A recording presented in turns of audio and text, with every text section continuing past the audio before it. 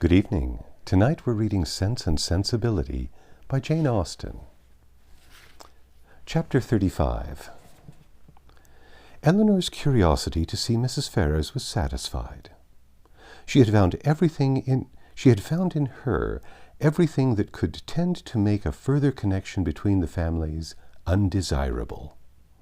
She had seen enough of her pride, her meanness, and her determined prejudice against herself to comprehend all the difficulties that must have perplexed the engagement and retarded the marriage of Edward and herself, had he been otherwise free, and she had seen almost enough to be thankful for her own sake that one greater obstacle preserved her from suffering under any other of Mrs. Ferrars' creation, preserved her from all dependence upon her caprice or on any solicitude for her good opinion, or at least, if she did not bring herself quite to rejoice in Edward's being fettered to Lucy, she determined that had Lucy been more amiable, she ought to have rejoiced.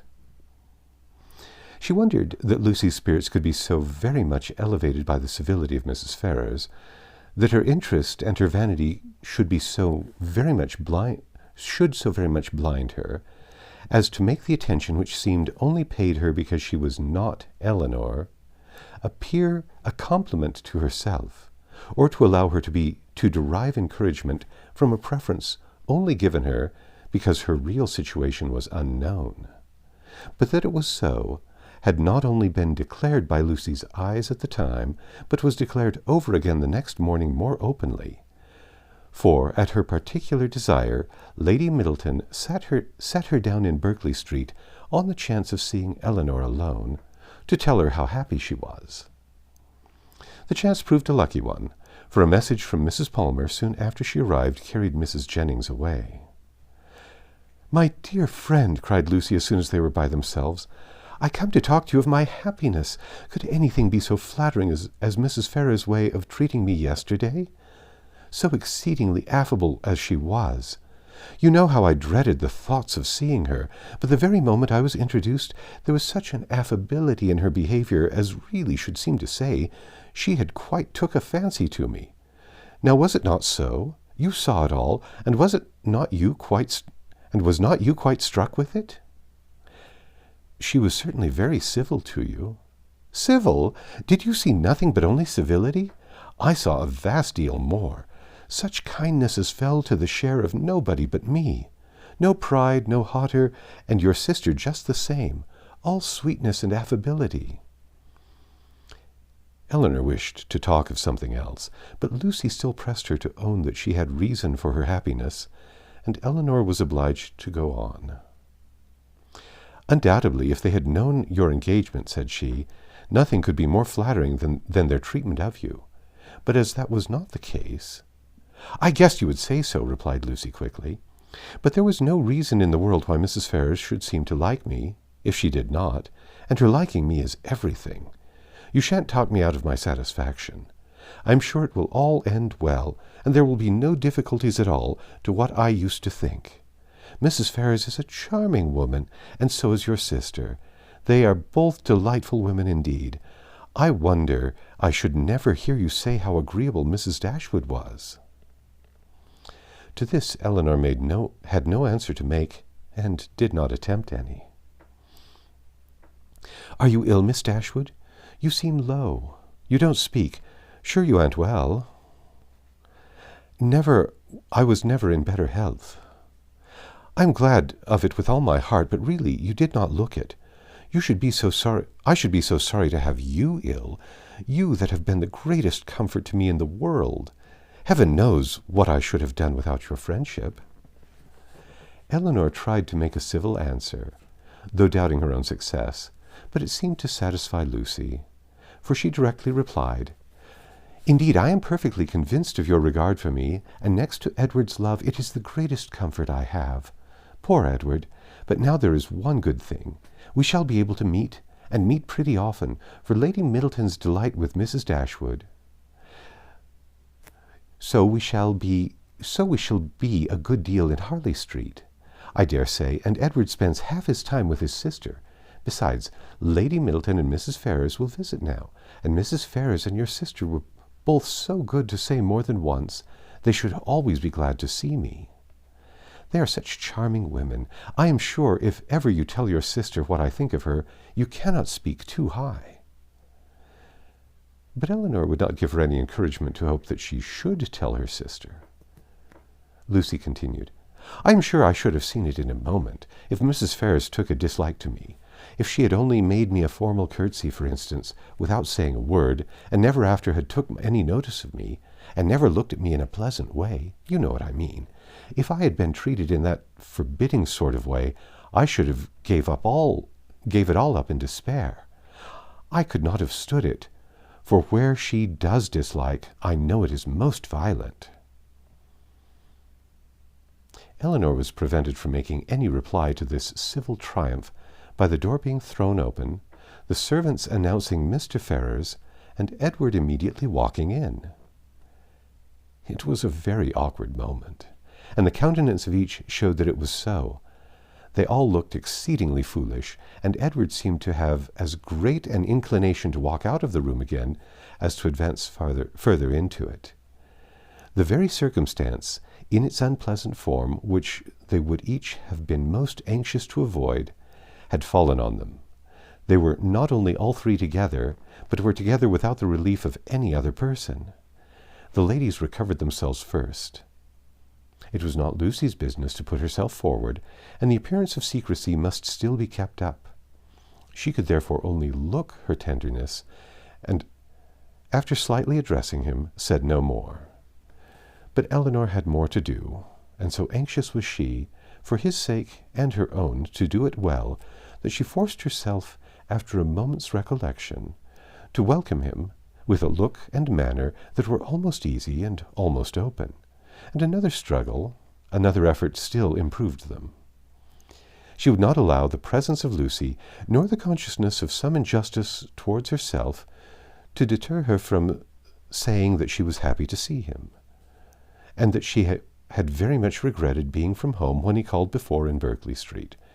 She would not be frightened from paying him those attentions which, as a friend, and almost a relation, were his due, by the observant eyes of Lucy, though she soon perceived them to be narrowly watching her.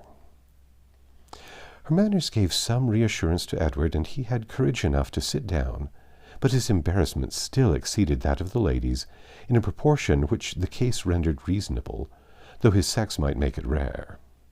For his heart had not the indifference of Lucy's, nor could his conscience have quite the ease of Elinor's.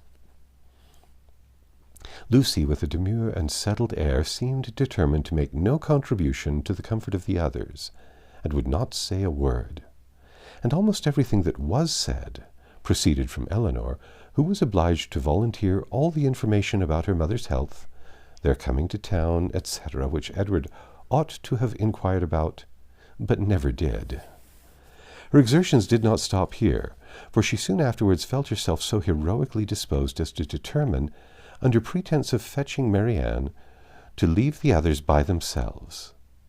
And she really did it, and that in the handsomest manner, for she loitered away several minutes on the landing-place, with the most high-minded fortitude, before she went to her sister.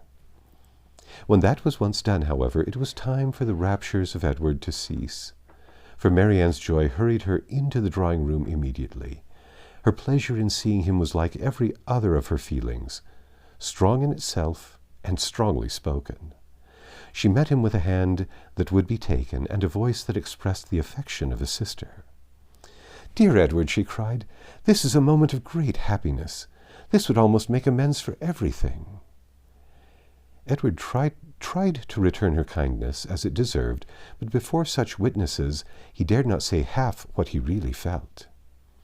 Again they all sat down, and for a moment or two all were silent, while Marianne was looking with the most speaking tenderness, sometimes at Edward and sometimes at Elinor, regretting only that their delight in each other should be checked by Lucy's unwelcome presence. Edward was the first to speak, and it was to notice Marianne's altered looks, and express his fear of her not finding London agreeing with her. "Oh, don't think of me," she replied, with spirited earnestness. though her eyes were filled with tears as she spoke. "Don't think of my health. Eleanor is well, you see. That must be enough for us both." This remark was not calculated to make Edward or Eleanor more easy, nor to conciliate the goodwill of Lucy, who looked up at Marianne with no very benignant expression. "Do you like London?" said Edward, unwilling to say anything that might introduce another subject. Willing to say anything that might introduce another subject. "Not at all. I expected much pleasure in it, but I have found none. The sight of you, Edward, is the only comfort it has afforded, and, thank heaven, you are what you always were." She paused. No one spoke. "I think, Eleanor," she presently added, "we must employ Edward to take care of us on our return to Barton. In a week or two, I suppose, we shall be going, and I trust Edward will not be very unwilling to accept the charge." Poor Edward muttered something, but what it was, nobody knew, not even himself.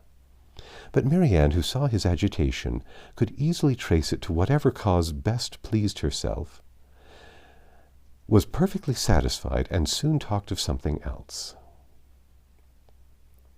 "We spent such a day, Edward, in Harley Street yesterday. So dull, so wretchedly dull, but I have much to say to you on that head, which cannot be said now."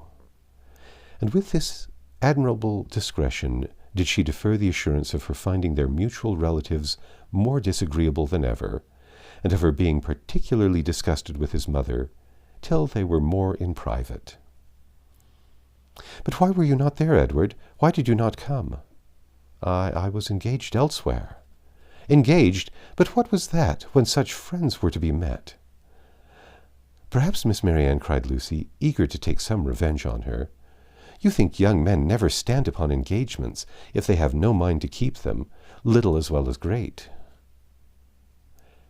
Eleanor was very angry, but Marianne seemed entirely insensible of the sting, for she calmly replied, "Not so, indeed, for, seriously speaking, I am very sure that conscience only kept Edward from Harley Street, and I really believe he has the most delicate conscience in the world, the most scrupulous in performing every engagement, however minute, and however it may make against his interest or pleasure.